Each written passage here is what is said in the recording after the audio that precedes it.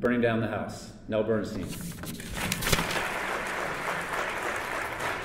The book is children's stories, and that's what I'm going to share with you today. You know, the biggest revelation for me in learning the history of the juvenile justice system was that there was never a moment when we went off course. There's this idea that we once had a golden age of rehabilitation, and over the years, the system became punitive. But it turns out it was a punitive, abusive system from day one. The greatest predictor that a particular individual is going to be arrested and incarcerated as an adult is juvenile incarceration. The common theme that ran through everybody's description of being incarcerated was dehumanization. Over and over, kids said things like, treated like an animal, I felt like an animal. The physical atmosphere, the coils of razor wire, the sort of chilly, minimalist environment, very bare, concrete bunk, metal toilet, everything about it conveyed that message that you were an animal in a cage. I hate to see you like this. You want Grandma to come see you? They gonna think that they just try to help people. It's gonna help everybody. Listen. For real. I know it don't. It's make people crazy. So one of the arguments for sending young kids to juvenile facilities is that they will get services there with mental health issues, with drug issues, with problems they're having in school. I mean, the disconnect there is so immense. Education is usually pretty minimal. I think a third of kids end up in solitary at some point where they literally get a worksheet slipped under the door. Mental health services aside, being incarcerated is incredibly damaging to your mental health. And again, solitary confinement is tremendously destructive to a kid's mental health. You know, so that's the gap between what we think we're doing and what we're doing. So many kids have been through so much trauma when they go in that they're very often re-traumatized. A lot of suicide attempts, a fair number of successful suicides, but beyond that, many went in having experienced some pretty significant trauma and came out with full-blown PTSD. Hold on, listen to what I'm telling you. Listen to what I'm telling you. You're charged with two things: possession of marijuana and resisting arrest. I don't want to be. I just spent the year of my life incarcerated. Okay, well, calm down first of all. When I told people I was writing a book that would make an argument against juvenile prisons, the main thing I heard was, well, where are you going to put them instead? I think put them is our mentality. And that really made me ask, is there any value to incarcerating a kid? Once they leave their room from SEG and once they come into their cell, they're shackled and handcuffed. So it's a secured movement from to anywhere they go, it's always secured. I think I mentioned earlier that juvenile incarceration is the greatest predictor of adult incarceration. It doubles the chances that an individual will go on to be an adult criminal. And if that's so, there's no other logical conclusion than putting kids in juvenile prisons is a real threat to public safety. So with a very few exceptions, I ended up believing no. This is just an obsolete institution. I'm not going. I'm not. I refuse.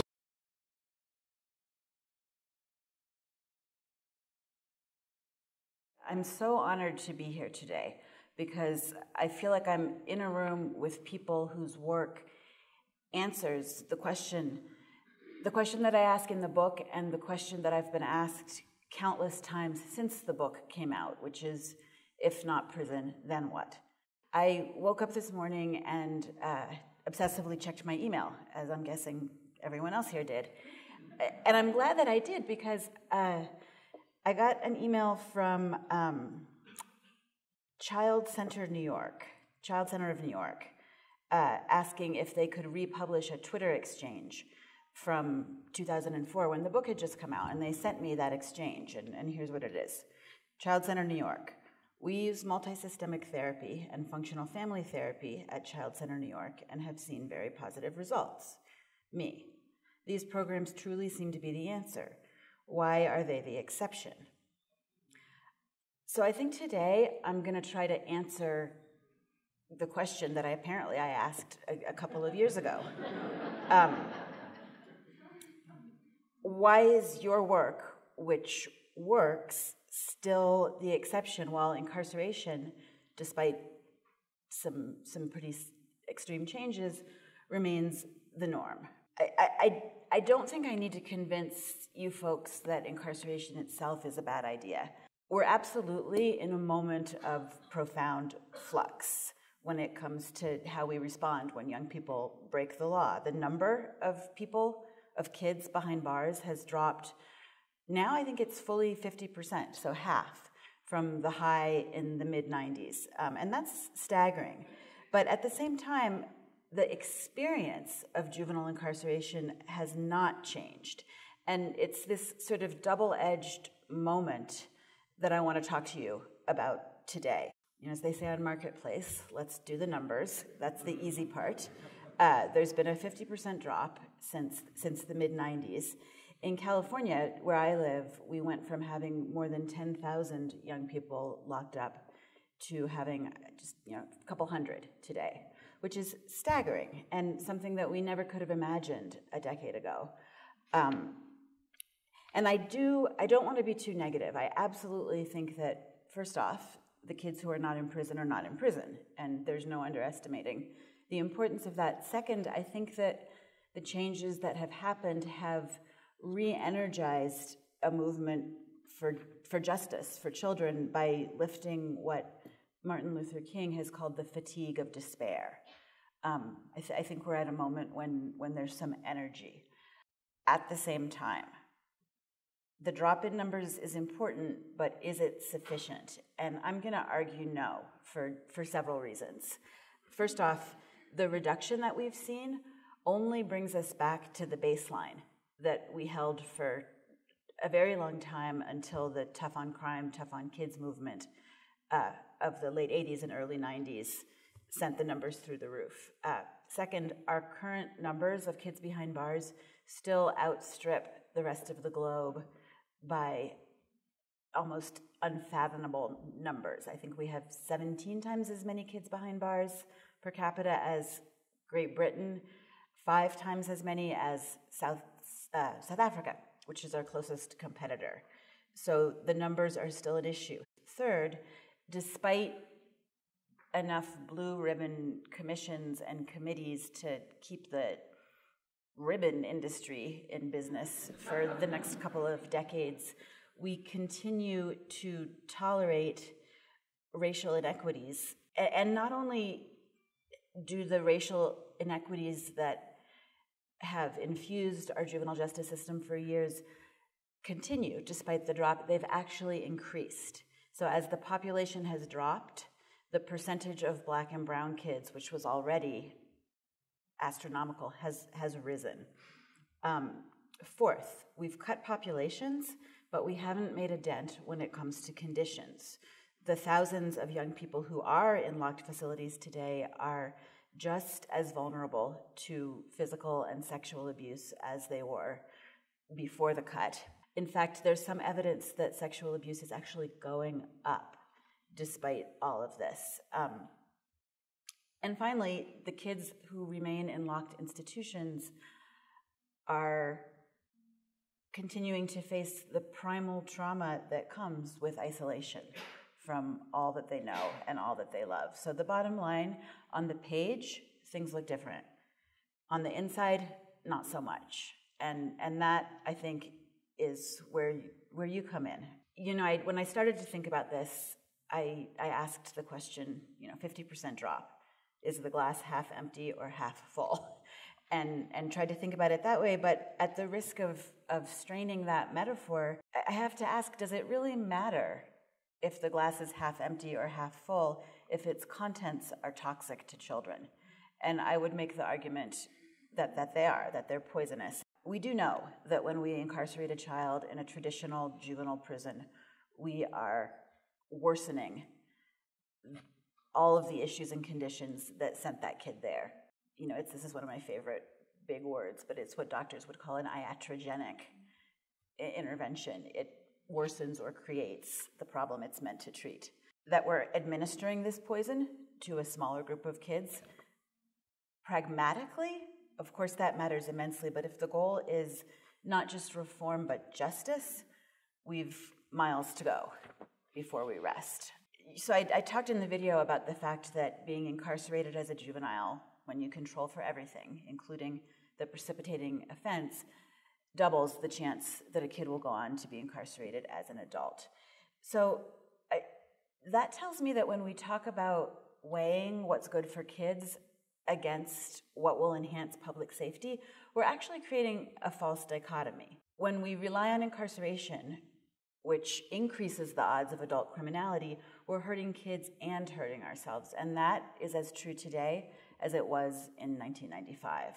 We've also done little to nothing to lift the burden of presumed criminality from young people of color in particular, not just within the justice system, but in the larger world. For example, when we look at the tragedies that precipitated the Black Lives Matter movement, I don't think we can say that our fundamental attitude towards poor kids of color, especially boys, has changed when the nation's largest public schools have more police than counselors, when students pass through metal detectors to enter those schools, when the halls are governed not by hall monitors but by uniformed police officers with handcuffs on their belts.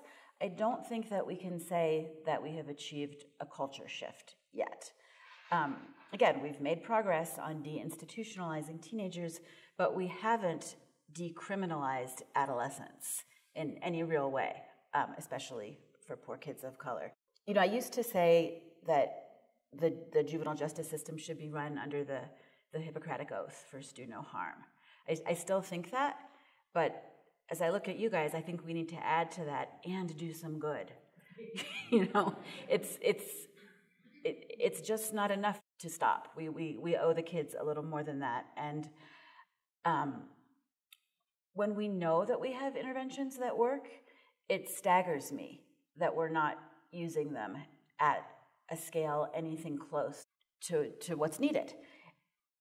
When you put a kid, for example, not in prison but in an ankle bracelet, or send him to a day reporting center, you're saving money, and I think you are reducing suffering, but we're not changing our central perspective on who that kid is or what the purpose is for intervening in that child's life. And again, that's where you come in.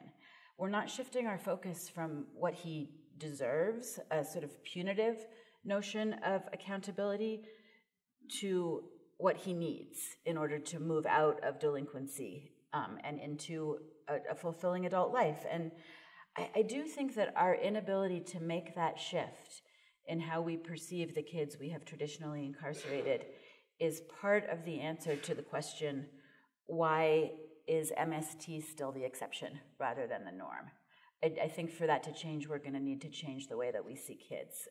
To fully adopt a program that treats delinquent youth in their full humanity and their human connectedness to family and community, we need to start seeing them that way, as fully human and connected, all of them, regardless of race and of class. So the bottom line is that despite years of concerted efforts to reform our juvenile system, we are still raping and beating children kept in cages.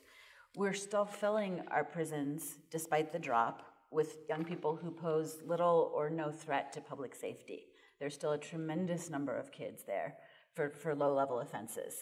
And we persist in sending them to places where they're likely to be victimized and certain to be isolated, and from which they consistently emerged further disadvantaged, which is, again, a formula custom-made to send them back again and again. And this is happening even in the states that are held up as models.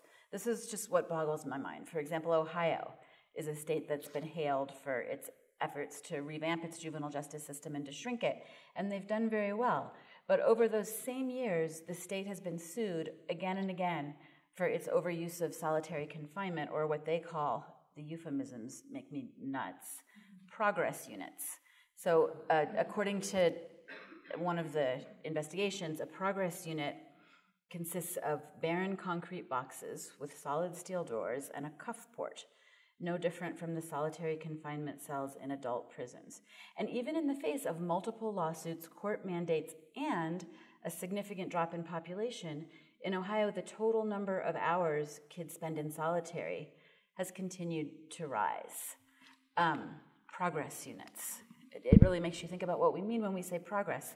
I want to read just one passage from the book about solitary confinement, because a girl who was very dear to me was essentially destroyed by her time in solitary. You know, and there's so many different names for solitary: ad, seg, isolation, progress unit, that it's difficult to count how many kids experience it, but I don't think I met more than a handful who hadn't experienced it. Eliza was a kid who, she was locked up because she had run from a group home. She'd been living with her grandma got too old, they put her in foster care, didn't work out for her, she ran. I actually drove her to juvenile hall that first time, thinking she'd be out in a few weeks when they found a placement, but she was there for 6 months. But she was just a brilliant, passionate, dedicated kid, and her one goal was to go to college. So she got her GED, she applied to college, she was all set to go. She called me, ran through the catalog, talking about what courses she was going to take. But then she went to the financial aid office, and she found out that she still had an outstanding warrant. I think she had some community service she hadn't done after she ran from the group home. And in order to clear that warrant, which she needed to do to get financial aid, she had to spend 3 nights in county jail. So she figured she could handle that. You know, after what she had been through, she didn't think there was anything more they could do to her, but there was. I'm going to read a passage about that. She got in a fight inside a dorm that was at triple capacity. And so those fights were pretty common. But she was the kind of kid who, once she started fighting, it was very hard to get her to stop. So this is what I'm going to read. Perhaps that was what landed Eliza in the cold cell, the fury she brought to what might otherwise have been an ordinary scuffle, and the fierceness with which she struggled when guards came to break it up. So much of her daily energy went to bottling up her anger that once she lost control, there was no turning back. Cold cells are intended, ostensibly, for the dangerously psychotic, to keep them from hurting themselves and those around them. They also are intended to break the human will. The CIA has used them to extract information from terrorism suspects, a practice that has been condemned as torture. But even the CIA shows more caution than Eliza was offered. According to an ABC report on the harshest interrogation practices used in the so-called war on terror, a prisoner cannot be placed in a cold cell unless the decision has been signed off at the highest level by the Deputy Director for Operations for the CIA. Eliza, as far as she could tell, was just tossed in the cell. A cold cell may be the size of an ordinary cell, but it generally lacks even the meager amenities of that already barren space. The chamber Eliza described had no bed, no toilet, nothing, just tiled walls and a drain in the floor. As is common practice, Eliza was forcibly stripped of her clothing before she was thrust into the cold cell. Then she was left there, naked, freezing, alone, and unheard. The door had barely locked behind her before she started screaming. At first, she screamed in anger, as others had before her, but this girl's cries had a startling volume and intensity, a piercing tenor that the guards found intolerable. If she wanted out, she recalled being instructed, she'd have to stop that screaming. Had she been able to hold on to her composure, Eliza very likely would have stopped screaming, but by then it was too late. It wasn't a question of defiance or willful disobedience. Inside the cold cell, Eliza was simply beyond the reach of reason. Eliza's chest constricted, and she felt like she was dying. That's something a number of kids described. She pounded her fist against the wall for hour after hour, long after her strength would normally have given out. And the screaming, she just couldn't stop screaming. Eventually, someone from jail psych showed up to sedate her. How much time had passed, Eliza couldn't say. In the cold cell, time quickly lost all meaning. But once she had been medicated into submission, Eliza finally managed to stop screaming, and then they let her out, just as they had promised. The girl they carried out was not the one who'd entered. Her eyes had a distant look, her tone a blank emptiness, which were utterly unfamiliar. When I visited her soon after, I had never seen a spirit so utterly flattened. Later, when she could, Eliza told me more about what happened in the cold cell. I regressed, she explained. Shortly after her 18th birthday, Eliza had requisitioned a copy of her dependency court file, a thick stack of documents dating back to her infancy. She'd known that her mother, adrift in her addiction, had abandoned her repeatedly when she was little. She had not known how early this abandonment had started, nor just how extreme it had been. According to the records, child protection workers had discovered Eliza alone in her crib, naked, filthy, famished, and trapped. Her mother had routinely left her behind when she went out to score. If a foray proved successful, she might be gone for days. Inside the cold cell, Eliza unraveled. Trapped, helpless, naked and alone, stripped of control and deprived of all comfort, she'd felt time spin backward, she told me. Some deep part of her returned to early childhood, reliving the primal terror of a baby left to starve and the bottomless solitude of her earliest cage, her crib. In this regressed state, Eliza instinctively did what she had as a baby. She screamed. She screamed and screamed and screamed until finally somebody came for her. In the years since Eliza's sojourn in the cold cell, she struggled with addiction and stints in psychiatric hospitals. She became involved with a much older man and gave birth to twin girls. The last time I saw her, we met at a half-empty shopping mall outside the welfare office. After enduring more than she was willing to say, she'd recently taken the twins and moved into a domestic violence shelter. She no longer dreamed about college. All of her energy was focused on survival. The last time I saw her, listlessly pushing her double stroller through the empty mall, Eliza was pondering a new sort of question. Why did he hit me? Did I deserve it? I must have done something for people to be able to do these things to me. So I wasn't able to answer those questions in that moment. I was too stunned by the change in her and really too sad. But I want to try to answer some of them now. What I wish I had said to her is, you didn't do a thing. Nothing anyway more serious than the acts that the great majority of your peers have also committed. You were brown and poor and very much alone, and that's why people were able to do these things to you. The why doesn't lie with you. It's on us. But I didn't say that. Anyway, Eliza was sharp, and she would have wanted some evidence for that kind of claim. I would have given her evidence I've cited a couple times, so I'll be brief, but 90% of all adolescents in confidential interviews acknowledged having not only done something illegal, but something serious enough under the law to warrant incarceration. So that's why I say, I don't think there's any such thing as a juvenile delinquent. I don't think it's a kind of kid. I think it's a developmental phase, 90%. And if this seems implausible, I just want to ask you to take a moment and look back at your own adolescence. Take a moment to think honestly about your own kids. It doesn't take much to run afoul of the law. Often it's something relatively low-key, truancy or curfew or marijuana or passing around a bottle in the park. And we don't lock up 90% of our kids. If you are white and middle class, you're probably not going to get arrested for these things. Those kids who don't get arrested, what happens to them? They just go on with their lives. They grow up, and as they do, they grow out of the impulsivity that leads so many teenagers to break the law in the first place. Those who are incarcerated face very different prospects. Not only does incarceration exacerbate the vulnerabilities with which young people like Eliza may arrive, but it exposes them to all kinds of new challenges. Post-traumatic stress syndrome, curtailed education, gang affiliation, and a gladiator mentality enforced by prison culture. The unraveling effects of social isolation and a lifetime of stigma and further isolation.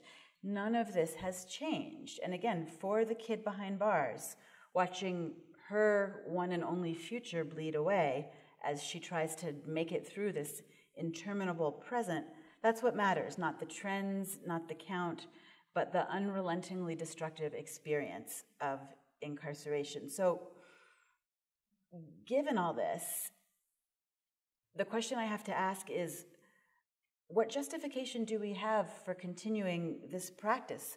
Why haven't we simply canceled the contracts for our state DOCs and transferred those resources directly to you? I'm guessing that some of you may have asked that question, but I'm quite serious. We have an intervention that is evidence-based. It costs less, but more importantly, it works. And yet, we still do the thing that doesn't work so much more frequently than the thing that does. And I want to think a little bit about why that is. We could attribute it to simple inertia.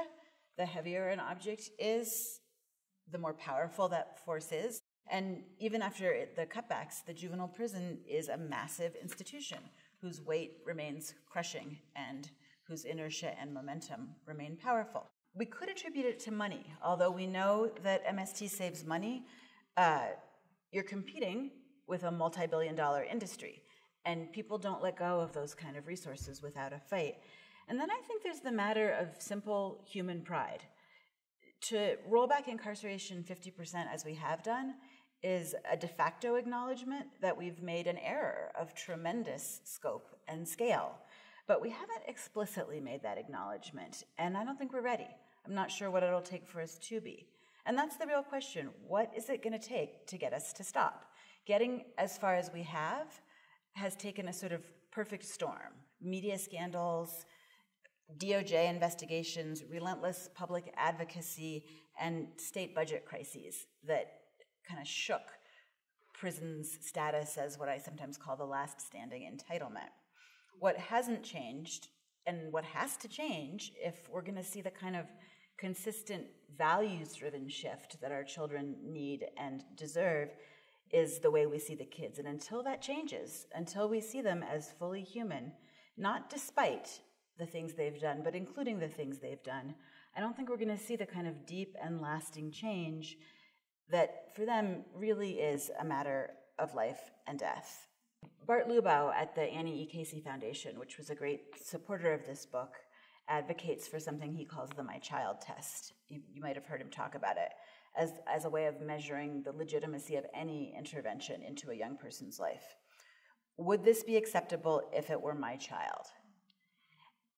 And if the answer to that question is no, and I think it's a question most of us can answer in an instant, then the edifice must crumble. We must not permit ourselves to settle on any child's behalf for something that we wouldn't settle for if it were our own children. That means we shouldn't settle for piecemeal reform or find excuses to turn our faces away from what's going on until another scandal forces us to pay attention again. And until we do that, until we run every intervention through the My Child test, I think the changes that we've seen, significant as they are incomplete and also tenuous. Because if they're driven by money and not by values, economies go in cycles, and if states have more money and the buildings still stand, we'll fill them up again.